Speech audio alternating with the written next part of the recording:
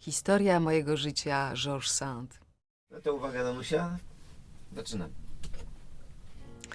Myślę, że Georges Sand jest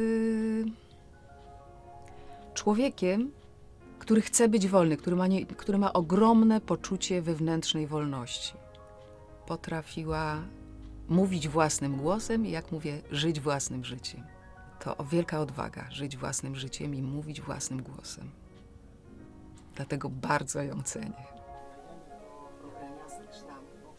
Po kształcie, tak? Uwaga. Jego malowane kasetony, jego podłużny czworograniasty kształt. Szczegółem, który sobie również przypominam, choć od wieku 4 lat nigdy nie powróciłam do tego mieszkania. Ja mam swoje, zdaję sobie sprawę z tego, że ja mam swoje wyobrażenie tej postaci, ponieważ naście lat temu grałam Georges Sand, więc to moje wyobrażenie jej na tyle jest silne, że może odbiegać od rzeczywistego obrazu. Każdy ma swój filtr i na jej temat, i ona sama ma na swój własny temat filtr, więc prawda jest jak zwykle wypadkową. Mój stosunek do tej postaci się nie zmienił. Moja ciekawość jest tylko zawsze wielka, tak samo duża.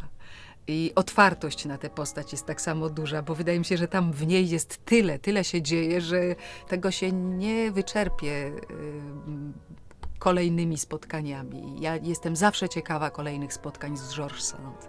Tu możemy wyjść. Właśnie. Zdawało mi się, że słyszę go w jakimś śnie. Niebo było czyste i lśniło błękitem, a te delikatne melodie zdawały się unosić nad dachami i ginąć gdzieś w przestworzach. Chopin, podejrzewam, że był dla niej takim zaspokojeniem jakiejś ogromnej tęsknoty w niej, tęsknoty artystki. On ją wypełniał na wielu poziomach, jako człowieka, jako artystkę, jako kobietę.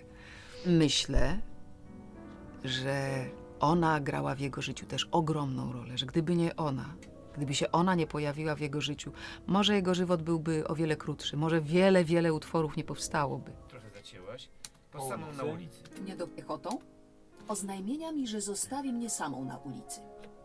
Było to na rogu Rue de Chaillot i Champs-Élysées. Ja uwielbiam pracę przy mikrofonie. To jest pieruńsko trudna praca. To jest fantastyczne ćwiczenie dla wyobraźni i dla słuchacza, ale i dla tego, który ten obraz, ten świat stwarza. A już kwintesencją jest taka praca, kiedy jest jeden głos, mikrofon i cały świat. Miałam w ręku historię mojego życia w jakimś jednym tomie. To, co poznałam, to jest jakiś niewielki fragment. Tam są ciekawostki z jej życia, z czasów, kiedy była dzieckiem. Ona rzeczywiście opowiada barwnie. Zapraszam Państwa i polecam zatopienie się w lekturze Historia mojego życia, spisanej przez Georges Sand. Myślę, że będzie to niezwykle ciekawa przygoda. Danuta Stenka.